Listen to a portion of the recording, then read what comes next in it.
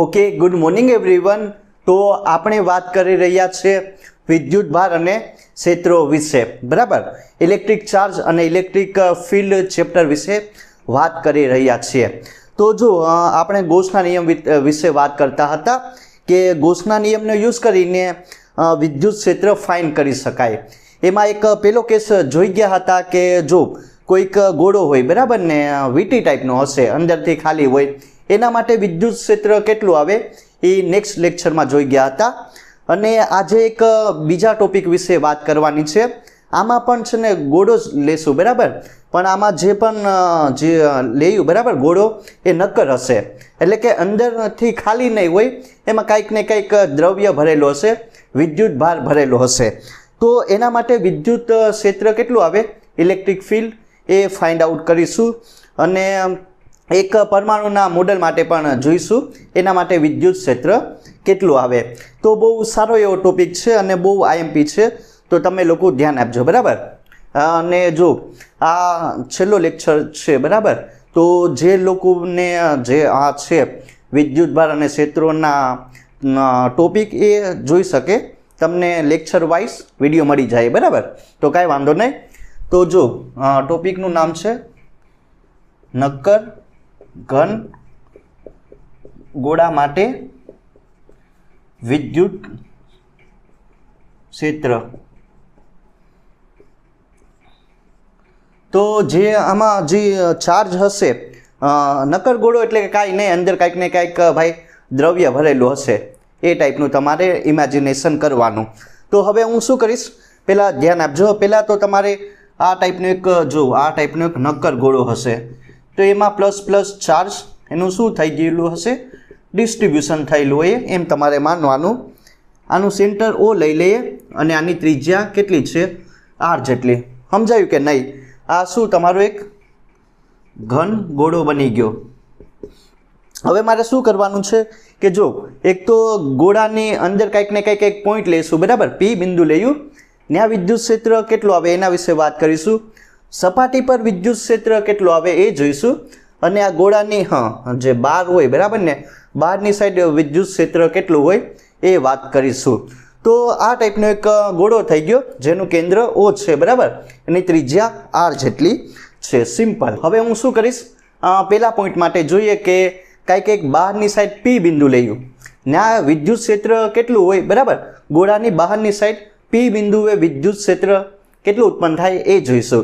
તો હું શું કરીશ, એક પી બિંદુ લઈ લો, બરાબર, ઇમેજિનેશન કરવાનું. અને શું કરવાનું છે, કાંઈ નહીં, એક ગોસિયન સરફેસ બનાવો, બરાબર. ગોસિયન સ્ફિયર બનાવી શકાય કે નહીં, આર ત્રિજ્યાનું. તો આ આપણને સિમ્પલ વસ્તુ ખબર છે કે જો આ શું બની ગઈ, ગોસિયન સપાટી, એનું પણ કંઈક ને કંઈક ક્ષેત્રફળ હશે, એસ જેટલું કહી દઉં. કાંઈ નહીં, ઘન ગોળો લીધો, બરાબર, એ આખો પ્લસ પ્લસ ચાર્જથી ભરેલો છે, એની ત્રિજ્યા આર જેટલી છે, બરાબર. મેં શું કર્યું, બહારની સાઈડ એક પી બિંદુ લીધું, પી બિંદુ ઇમેજિનેશન કર્યું, બરાબર. ત્યાં કેટલું વિદ્યુત ક્ષેત્ર ઉત્પન્ન થાય એ જોઈશું. અને આ એસ જે ક્ષેત્રફળ હશે એક લાઈન ઉપર આવેલું, આર ત્રિજ્યાનું ગોસિયન શું બની ગયું, એક સ્ફિયર બની ગયો. જો જે આ ઘન ગોળો હશે, બરાબર, એનું કંઈક ને કંઈક જો હવે આ શું નક્કર ગોળો હશે, બરાબર, તો એનું શું હશે, કંઈક ને કંઈક ઘનતા હોય કે નહીં, બરાબર. શું ઘનતા હશે, રો જેટલી. આપણે વિદ્યુત ભારની ઘનતા વિશે ભણી ગયા હતા, તો આની ઘનતા હશે રો જેટલી, બરાબર. વિદ્યુત ભાર ઘનતા રો છે. તો એટલી વસ્તુ આપણને ખબર પડી ગઈ. તો જો આના માટે પહેલા પોઈન્ટ આપણે જો એક કન્ડિશન આવશે કે જે આર હશે, બરાબર, બહાર માટે. એક આ કન્ડિશન વિશે ખબર પડી કે નહીં, કેમ કે જો જે ગોસિયન સપાટી બનાવી, ગોસિયન સ્ફિયર બનાવ્યું, બરાબર, એની ત્રિજ્યા વધારે હશે કોના કરતાં, જે આ ઘન ગોળાની ત્રિજ્યા છે એના કરતાં, બરાબર. તો આ પહેલો પોઈન્ટ થઈ ગયો. તો અહીંયા જે પણ વસ્તુ મેં શું કીધું આકૃતિમાં દર્શાવી લખી નાખીએ. જો આ ટાઈપનું એક શું હશે, એક નક્કર ગોળાની ત્રિજ્યા કેટલી થઈ ગઈ, આર, બરાબર. બીજું શું કરવાનું છે, અને જો બીજું એક આ ગૌસિયન સપાટીની ત્રિજ્યા એ કેટલી છે? ગૌસિયન સપાટીની ત્રિજ્યા એ થઈ ગઈ સ્મોલ આર જેટલી, બરાબર. અને બીજી વસ્તુ શું આવે, જો આ નક્કર ઘન માટે એનું શું હશે, કંઈક ને કંઈક વિદ્યુતભાર ઘનતા હશે કે નહીં?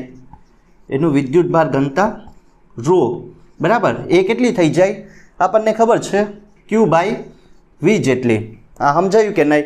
કેમ કે હા, Q/V જેટલી, V હશે એ એનું કદ હશે. આપણને ખબર કે એકમ કદ દીઠ જે વિદ્યુતભાર રહેલો હોય એને વિદ્યુતભાર ઘનતા કહેવામાં આવે, બરાબર. કોના માટે? આ નક્કર ગોળા માટે. હવે હું શું કરીશ, ધ્યાન આપજો. રો એમને એમ રાખો, Q એમને એમ, બરાબર. અને આનું જે વોલ્યુમ હશે, જે આ ઘન ગોળો હશે એનું વોલ્યુમ કેટલું થઈ જાય? સિમ્પલ 4/3 પાઈ r3. આ ત્રિજ્યા કેટલી હશે? r જેટલી, બરાબર. તો અહીંયા મને શું મળી જાય? તો કે વિદ્યુતભાર મળી જાય કે નહીં?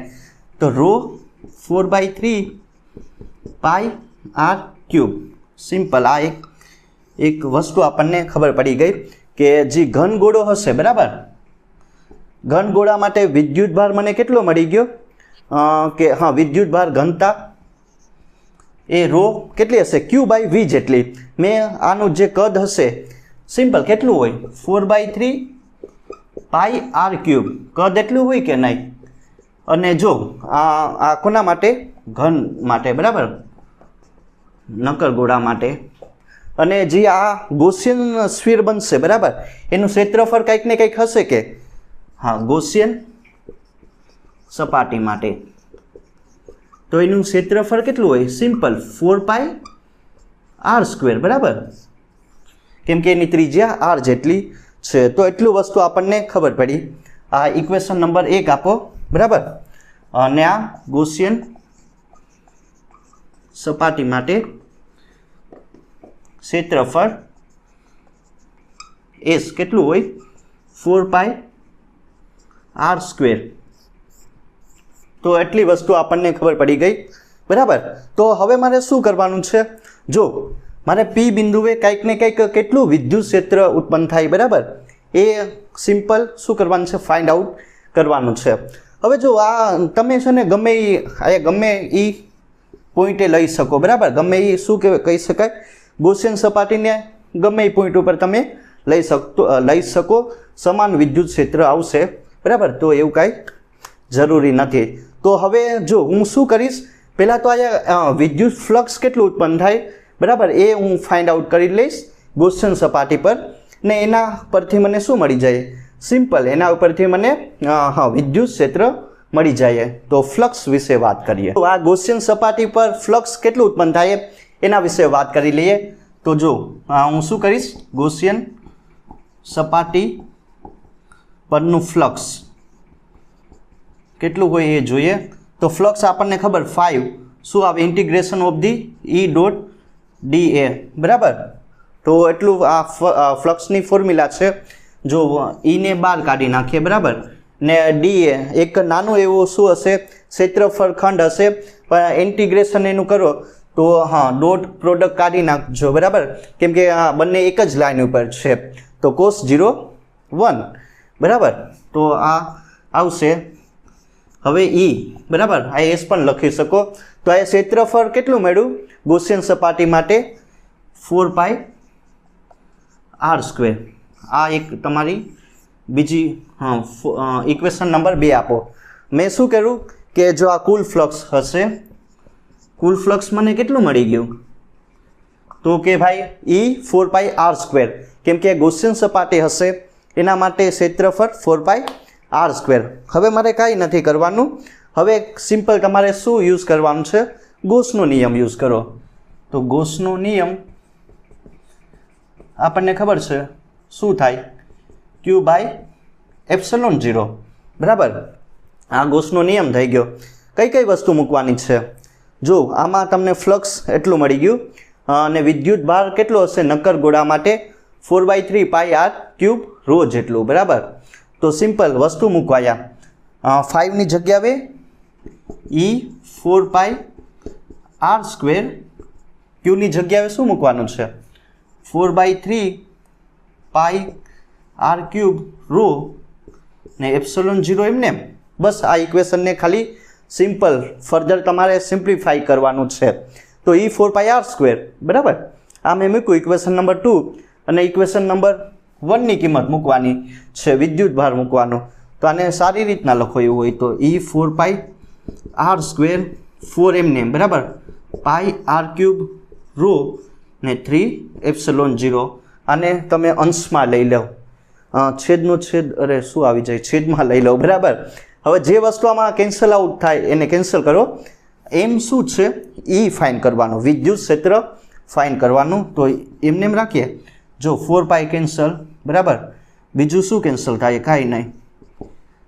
તો આર સ્ક્વેર એમને આર ક્યુબ રો 3 એપ્સિલોન 0 શું ફાઇન્ડ આઉટ કરવાનું છે સિમ્પલ ઈ બરાબર તો આર પર આધાર હશે ત્રિજ્યા પર તો એ પણ તમે કરી શકો આર ક્યુબ બરાબર r cube rho r square 3 epsilon 0 અથવા તો તમે આને એમ પણ લખી શકો શું થઈ જશે rho by 3 epsilon 0 r cube by r square તો એટલું આપણને વિદ્યુત ક્ષેત્ર મળી ગયું બરાબર શું મળ્યું કે rho upon 3 epsilon 0 r cube r square આ ઇક્વેશન નંબર 3 કહી દઉં તો આ હતું સિમ્પલ બરાબર સિમ્પલ તમને વિદ્યુત ક્ષેત્ર એટલું મળી ગયું કોના માટે પી બિંદુ પર એટલું વિદ્યુત ક્ષેત્ર ઉત્પન્ન થાય તો બસ આ જે તમારી ફોર્મ્યુલા મળી ગઈ બરાબર એને સિમ્પલ તમારે ખાલી સિમ્પ્લિફાઈ કરવાની છે કાંઈ નહીં અહીંથી જે વિદ્યુત ભાર છે બરાબર એના ઉપરથી તમે જે ઘનતા હશે વિદ્યુત ભાર ઘનતા એની તમે શું કરવાનું છે એની કિંમત મેળવવાની છે બરાબર ને આમાં રોમાં મૂકવાની છે એટલે એકદમ સારું એવું ઇક્વેશન બની જાય તો ધ્યાન આપજો ઈ આર એમને એમ ધેરફોર જો રોની જગ્યાએ કિંમત મૂકું કે નહીં તો ક્યુ અપોન 4/3 પાઈ આર ક્યુબ અને બીજું આર ક્યુબ આર સ્ક્વેર ને 3 એપ્સિલોન 0 એમને મેં કાંઈ નથી કર્યું સિમ્પલ મેં શું કર્યું કે જો રોની જગ્યાએ એટલી મેં કિંમત મૂકી દીધી ક્યુ અપોન 4/3 પાઈ આર ક્યુબ બરાબર અને બીજું આર ક્યુબ એમને એમ બરાબર 3 એપ્સિલોન 0 આર સ્ક્વેર બધી વસ્તુ એમને એમ રાખી તો હવે આને ખાલી સારી રીતના લખી શકો જો છેદનો છેદ ક્યાં વહી જાય અંશમાં તો આમ લખી શકો 3q 4 પાઈ આર ક્યુબ બરાબર r cube 3 epsilon 0 r square મેં કાંઈ નહીં ખાલી આને સિમ્પલી લખેલું છે બરાબર તો આને સિમ્પ્લિફાઈ કરીએ હવે જે વસ્તુ કેન્સલ થાય એ કરો 3 કેન્સલ થઈ જશે આર ક્યુબ કેન્સલ વધે એવું તો ક્યુ અપોન 4 પાઈ એપ્સિલોન 0 આ લઈ લો ને બીજું શું વધીએ કે 1/r સ્ક્વેર જો સિમ્પલ આ 3 કેન્સલ બરાબર 4 પાઈ એપ્સિલોન 0 એક સાથે લખી નાખું બીજું શું આવશે r cube cancel 1/r square તો આર એમને રાખો જો આને આ ટાઈપનું પણ લખી શકાય 1/4 પાઈ એપ્સિલોન 0 q/r સ્ક્વેર હવે આ આપણને ખબર છે કે 1/4 પાઈ એપ્સિલોન 0 એ આપણને શું આપે ઓબ્વિયસલી કે આપે ને કે q/r સ્ક્વેર તો આ તમારી મેઇન ફોર્મ્યુલા થઈ ગઈ બરાબર ને કે જે બહારના જે નક્કર ઘનગોળો હશે એના બહારના બિંદુએ કેટલું વિદ્યુત ક્ષેત્ર હોય તો kq/r સ્ક્વેર જેટલું કન્ડિશન શું આવશે કે જે ગૌસિયન સપાટી બનાવી બરાબર એની ત્રિજ્યા વધારે હશે કોના કરતાં ઘનગોળા કરતાં તો આ એક તમારી મેઇન ફોર્મ્યુલા થઈ ગઈ બરાબર આ ઇમ્પોર્ટન્ટ ફોર્મ્યુલા છે તો જો આ જે આપણે વિદ્યુત ક્ષેત્ર મેળવ્યું બરાબર એ કોના માટે હશે તો કે બહારના બિંદુ માટે હશે હવે અંદરના બિંદુ માટે કેટલું વિદ્યુત ક્ષેત્ર હોય એ આપણને ખબર છે એ આપણે ઓલરેડી ફાઇન્ડ આઉટ કરી ગયા હતા અને સપાટી પર કેટલું વિદ્યુત ક્ષેત્ર હોય એ જોઈએ બરાબર તો ત્રણેય પોઈન્ટ લખી નાખું જો પેલું શું હશે બહાર માટે આના પરથી છે ને એક સારો એવો ગ્રાફ બને જે તમારા લોકોને યાદ રાખવાનો છે, બહુ ઇમ્પોર્ટન્ટ ગ્રાફ છે, બરાબર ને. કેટલું વિદ્યુત ક્ષેત્ર હોય એ આપણે ફાઇન્ડ આઉટ કરી ગયા. ER KQ/R². તો અહીંથી શું કહી શકાય કે જે વિદ્યુત ક્ષેત્ર હશે એ જો આ એક આમ કહી શકાય કે વિદ્યુત ક્ષેત્ર હશે એ અંતરના વર્ગના વ્યસ્ત પ્રમાણમાં હોય. અને જો આના ઉપરથી એક સારું એવું આવશે યાદ રાખવા જેવું કે જે વિદ્યુત ક્ષેત્ર છે એ એટલું મેળવું KQ/R². એના ઉપરથી કહી શકાય કે જે ગોળા પરનો સમગ્ર વિદ્યુત ભાર હશે, બરાબર, જે આપણે એક ઘન નક્કર ગોળો બનાવીને કહો એ ગોળા પરનો જે સમગ્ર વિદ્યુત ભાર હશે એ એના કેન્દ્ર પર કેન્દ્રિત થયેલો હોય. એક વસ્તુ યાદ રાખવાની છે, બરાબર, જે સમગ્ર વિદ્યુત ભાર હશે એ એના કેન્દ્ર પર કેન્દ્રિત થયેલો હોય. અને બીજું વસ્તુ શું આવશે કે જેનું વિદ્યુત ક્ષેત્ર હશે, જેમ આપણે શું કેન્દ્રથી બહાર તરફ જઈએ એ કોના એ અંતરના વર્ગના વ્યસ્ત પ્રમાણે ઘટે છે બહારના માટે, બરાબર. અંદર માટે એના માટે પણ આવશે કે નહીં? એ કેટલું આવશે? એ સિમ્પલ, એ ડાયરેક્ટ કોના સમપ્રમાણમાં હોય? ડાયરેક્ટ અંતરના સમપ્રમાણમાં. આ અંદર માટે થઈ ગયું, બરાબર. આ કન્ડિશન યાદ રાખજો કે R મોટું હશે, R ત્રિજ્યા હશે, એ આમાં જે આ કન્ડિશન આવશે, બરાબર, કે જે ગૌસિયન સપાટીની ત્રિજ્યા નાની હશે કોના કરતાં? તો કે ભાઈ જે તમારો ઘન ગોળો બનો એના કરતાં, પણ આમાં ગૌસિયન સપાટીની ત્રિજ્યા વધારે હશે. અને ત્રીજો પોઈન્ટ શું આવે કે સપાટી માટે વિદ્યુત ક્ષેત્ર કેટલું હોય એ હશે તમારું મેક્સિમમ હશે, બરાબર. એ મેક્સિમમ થઈ જશે. તો કાંઈ નહીં કરવાનું, સિમ્પલ સપાટી પર શું થઈ જશે? ગૌસિયન સપાટીની ત્રિજ્યા અને ઘન નક્કર ગોળાકારની ત્રિજ્યા બંને સમાન થઈ જશે. એટલે KQ/R² આમ લખી શકાય કે નહીં? બરાબર. તો આ શું થઈ જશે? આ કન્ડિશન આવશે. તો આ 3 પોઈન્ટ થઈ ગયા. બહાર માટે વિદ્યુત ક્ષેત્ર જો આ IMP છે, બરાબર ને, આ બધા માટે IMP છે કે હા નક્કર ગોળા માટે તો અંતરના વર્ગના વ્યસ્ત પ્રમાણે ઘટે. પછી અંદર માટે આ પણ તમે સાબિત કરી શકો, બરાબર, પણ આમાં જે પોઈન્ટ હશે એ અંદરની સાઈડ લેવાનો. અને R ત્રિજ્યા નાની હશે, જે ગૌસિયન સ્ફીયર બનાવો એની ત્રિજ્યા નાની રાખવાની. અને સપાટી માટે વિદ્યુત ક્ષેત્ર કેવું થઈ જશે? મેક્સિમમ થઈ જશે.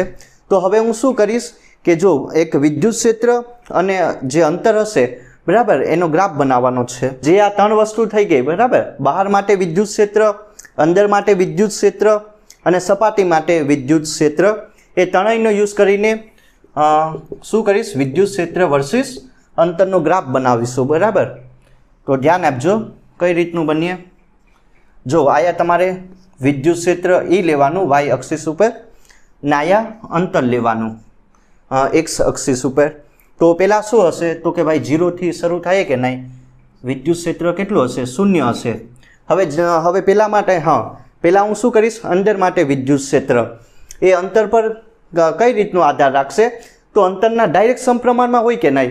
અંદર માટે વિદ્યુત ક્ષેત્ર જોઈ શકાય અહીંથી ડાયરેક્ટ એના સમપ્રમાણમાં. તો આ ટાઈપની લાઈન મળે કે નહીં? એકદમ કોન્સ્ટન્ટ, બરાબર. કન્ડિશન આ આવશે. આ કોના માટે? અંદર માટે આવશે. હવે કોના માટે આવી ગયું? હવે સપાટી પર જઈએ. જો સપાટી માટે તમે વિદ્યુત ક્ષેત્ર કેટલું થઈ જશે? KQ/R². મેક્સિમમ થઈ જાય કે નહીં?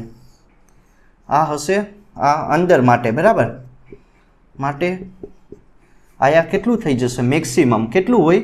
KQ/R². આ સપાટી માટે. અને ત્રીજું કઈ કન્ડિશન આવી ગઈ? હવે બહાર માટે. જો બહાર માટે જે વિદ્યુત ક્ષેત્ર હશે એ અંતરના વર્ગના વ્યસ્ત પ્રમાણથી ઘટે. તો જેમ શું કરીએ? જો નક્કર ગોળો હશે એના કેન્દ્રથી તમારે દૂર જવાનું, બરાબર. તો વિદ્યુત ક્ષેત્ર ઘટીએ તો તમારે આમ શું ડિક્રીઝ થાય એવો ગ્રાફ બનાવવાનો, આ ટાઈપનો. તો આ કોના માટે આવી ગયું? તો કે ભાઈ E proportional to R², બરાબર. આ બહાર માટે. તો આના માટે પહેલાં કન્ડિશન શું આવે? આ કન્ડિશન લખી શકાય. જો કન્ડિશન વાપરવાની કે જે તમારી ગૌસિયન સપાટી હશે એની ત્રિજ્યા નાની હશે, બરાબર. આયા કે ગૌસિયન સપાટીની ત્રિજ્યા અને જે નક્કર ગોળો હશે એની ત્રિજ્યા સમાન થઈ જશે અને આમાં ગૌસિયન સપાટીની ત્રિજ્યા શું હશે? વધારે હશે, બરાબર. તો આમ લખી શકાય કે નહીં? R capital r greater than two શું હશે? સ્મોલ આર, જે ગૌસિયન સપાટીની ત્રિજ્યા વધારે હશે. તો આ 3 કન્ડિશન થઈ ગઈ, બરાબર. જો અંદર માટે ડાયરેક્ટ શું રહીએ કે સીધી લાઈન મેળવી, તો જે વિદ્યુત ક્ષેત્ર હશે એ અંતરના ડાયરેક્ટ સમપ્રમાણમાં હશે, એટલે આ કોન્સ્ટન્ટ ગ્રાફ મેળવો, બરાબર ને, એકદમ સીધી લાઈન. પછી સપાટી પર કેટલું થઈ ગયું? વિદ્યુત ક્ષેત્ર મહત્તમ થઈ જશે, બરાબર. અને ત્રીજું કોના માટે? ત્રીજું કોના માટે? બહાર માટે. બહાર માટે શું થઈ ગયું કે જે વિદ્યુત ક્ષેત્ર હશે એ અંતરના વર્ગના વ્યસ્ત પ્રમાણે ટૂંકમાં ઘટે, બરાબર. તો આ વસ્તુ થઈ ગયું, 3 વસ્તુ. તો આ સારો એવો ગ્રાફ છે, આઈએમપી છે, તો તમે લોકો યાદ રાખજો. ઓકે, તો હવે નેક્સ્ટ ટોપિક વિશે વાત કરવાની છે. એમાં આવશે એક ન્યુક્લિયસ હશે, બરાબર. એમાં પ્લસ જેડી ચાર્જ રહેલો હશે અને એ ન્યુક્લિયસ હશે, બરાબર. એક આખું એક એટોમ બનાવશે. એમાં માઇનસ જે ચાર્જ હશે, માઇનસ જેડી ચાર્જનું ડિસ્ટ્રીબ્યુશન થયેલું હશે. તો એ એક જૂનું એટોમિક મોડેલ હશે, બરાબર. પરમાણુનું એક મોડેલ હશે. એના માટે વિદ્યુત ક્ષેત્ર કેટલું આવે એના વિશે વાત કરીશું. તો જો આ ટાઈપનું હશે, પ્લસ જેડી ન્યુક્લિયસ વિદ્યુત ભાર ધરાવતા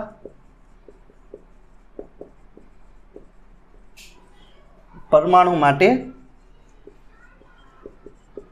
વિદ્યુત ક્ષેત્ર. તો એકદમ સિમ્પલ છે. જો કઈ રીતનું મોડેલ હશે ધ્યાન આપજો.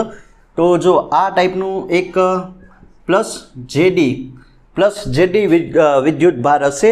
એ કેમાં પ્લસ જેડી જેટલો જે વિદ્યુત ભાર હશે એ કેન્દ્રમાં રહેલો ન્યુક્લિયસના, બરાબર.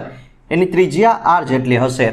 હવે જો આમાં શું થયેલું હશે કે ન્યુક્લિયસની આસપાસ તમારે એક આ ટાઈપનો નેગેટિવ ચાર્જ રહેલો હશે, બરાબર.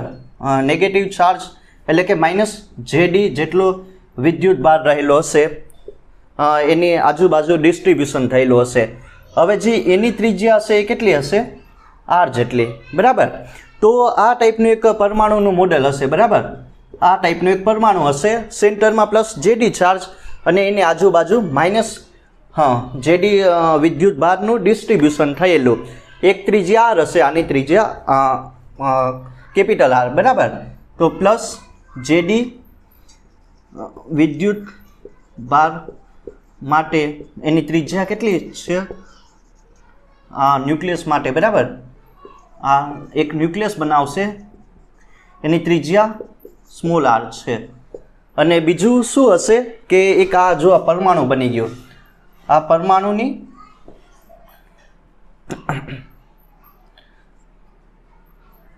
જે ત્રિજ્યા હશે એ કેટલી હશે? આર જેટલી, બરાબર. પરમાણુની ત્રિજ્યા કેટલી હશે? કેપિટલ આર જેટલી. અને જો પરમાણુનો જે વિદ્યુત ભાર હશે, કુલ વિદ્યુત ભાર, એ આપણે ગોતવાનો છે. કઈ રીતના ગોતીશું ધ્યાન આપજો. આ સમજાયું કે નહીં? સિમ્પલ કે પરમાણુની ત્રિજ્યા આર જેટલી જ છે અને પરમાણુ પરનો કુલ વિદ્યુત ભાર કેટલો હોય એ મારે ગોતવાનું છે. તો એ ગોતીએ, બરાબર. આ સિમ્પલ કે જે સેન્ટર હશે ત્યાં કેટલો પ્લસ જેડી ચાર્જ રહેલો, પણ હું આખા પરમાણુ માટે વાત કરું તો એ કેટલો હોય ચાર્જ એ ગોતીએ. જો ન્યુક્લિયસ માટે કેટલું? 0 ચાર્જ ઓબ્વિયસલી, પણ આખા જે વિદ્યુત ભાર હશે એનું ડિસ્ટ્રીબ્યુશન કેમાં થયેલું? તો આમ જોઈ શકાય કે આ જે સેન્ટર હશે એની આજુબાજુ કેટલું હશે? માઇનસ જેડી, બરાબર. તો કુલ ચાર્જ કેટલો આવશે? Minus JD. તો આના ઉપરથી શું ખબર પડી કે ભાઈ પરમાણુ હશે એ તટસ્થ રહેલો હશે, બરાબર. કે જે આટોમ હશે એ ઇલેક્ટ્રિક, આપણે ખબર છે કે એ ઇલેક્ટ્રિકલ ન્યુટ્રલ હોય. તો આ એક થઈ ગયું. શું થઈ ગયું? કે પરમાણુ તટસ્થ છે. સિમ્પલ, સમજાયું કે નહીં? હવે જો આ જે પરમાણુ હશે એની વિદ્યુત ભાર ઘનતા રો હશે, એ મારે ફાઇન્ડ આઉટ કરવાની છે કે જે પરમાણુની વિદ્યુત ભાર ઘનતા એ કેટલી હોય? તો કે રો, બરાબર ને, Q/V જેટલી હોય કે નહીં? જો simple rho q by v જેટલી હોય, આ એક કુલ ચાર્જ લખજો બરાબર. તો એ મારે ગોતવાનું છે. તો હું શું કરીશ, ક્યુ એમ નેમ રો વી બરાબર. કુલ ચાર્જ કેટલો હોય એ ગોતી લઈએ.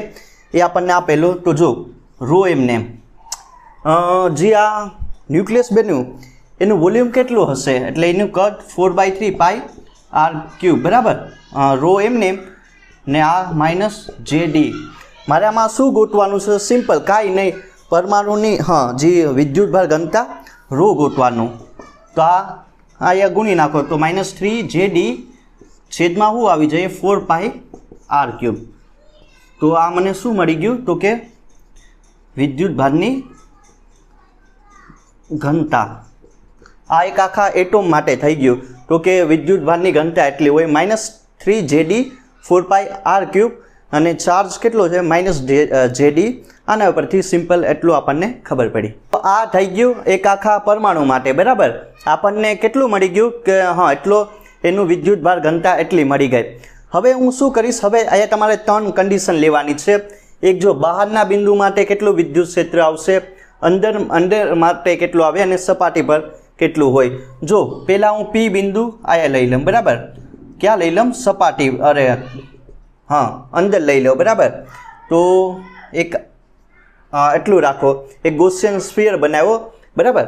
તો શું આવશે, પેલું અંદરના બિંદુ માટે વિદ્યુત ક્ષેત્ર એ ફાઇન કરી લે. એ કેટલું હોય એ ગોતે બરાબર. કન્ડિશન શું આવશે કે આર હશે, જો એક કન્ડિશન વાપરવાની છે કે આર ત્રિજ્યા હશે એ નાની હશે. આ આપણે સિમ્પલ ખબર. અંદરના બિંદુ માટે વિદ્યુત ક્ષેત્ર કેટલું હોય એ ગોતીએ. તો સિમ્પલ પહેલાં તો શું મને, જો પહેલાં હું આમાં શું ગોતી લઈશ, પહેલાં મારે આમાં વિદ્યુત ભાર ક્યુ કેટલો હોય એ ગોતવો પડે બરાબર. કુલ વિદ્યુત ભાર કેટલો હોય કોના માટે, અંદરના પોઈન્ટ માટે. તો ક્યુ એમને એમ રાખું બરાબર. કુલ વિદ્યુત ભાર ક્યુનું મૂલ્ય કેટલું હોય એના વિશે વાત કરીએ. તો જો આ ગોસિયન જે સપાટી બની, આ શું બનશે, ગોસિયન સપાટી. તો તમે જોઈ શકો, જો ગોસિયન સપાટીમાં કેટલા અહીંયા જે ચાર્જ છે એ ધ્યાનમાં રાખવાના. પહેલાં તો જો અંદરનો ચાર્જ કેટલો હશે, +જે ડી બરાબર. અંદરનો ચાર્જ +જે ડી, ને બીજો કયો ચાર્જ હશે, આ ગોસિયન સપાટીની જે વિદ્યુતભાર ઘનતા રો કહી દે બરાબર. તો એ પણ કંઈક ને કંઈક હશે કે નહીં, આ વિદ્યુતભાર ઘનતા રો. તો સિમ્પલ આ ફોર્મ્યુલા Q/V, તો રો વી આ પણ હશે કે નહીં, +ρV જેટલો ચાર્જ. સિમ્પલ મેં શું કર્યું કે એક ગોસિયન સપાટી બનાવી બરાબર. અંદર પોઈન્ટ લઈ લીધો. તો એક તો જો આ ન્યુક્લિયસની અંદરનો ચાર્જ જે ડી, અને આ ગોસિયન સપાટી હશે એના પરનો વિદ્યુતભાર કેટલો હશે, ρV જેટલો. તો એટલી વસ્તુ આપણને ખબર પડી. બસ હવે આ ફોર્મ્યુલામાં બધી તમારે વેલ્યુ પુટ કરવાની છે. ક્યુ એમને એમ રાખો, જો +જે ડી એમને એમ. હવે વી એટલે 4/3 પાઈ આર ક્યુબ, જે આ ગોસિયન સપાટી હશે બરાબર. ગોસિયન સપાટી એના માટે જે શું કહેવાય કે કદ કેટલું થઈ જશે, 4/3 પાઈ આર ક્યુબ. અને રો કેટલું આવશે, રો ઘનતા આ વેલ્યુ આપેલી -3 ZE 4/પાઈ આર ક્યુબ બરાબર. તો જો એટલું જે ડી તો હતું બરાબર.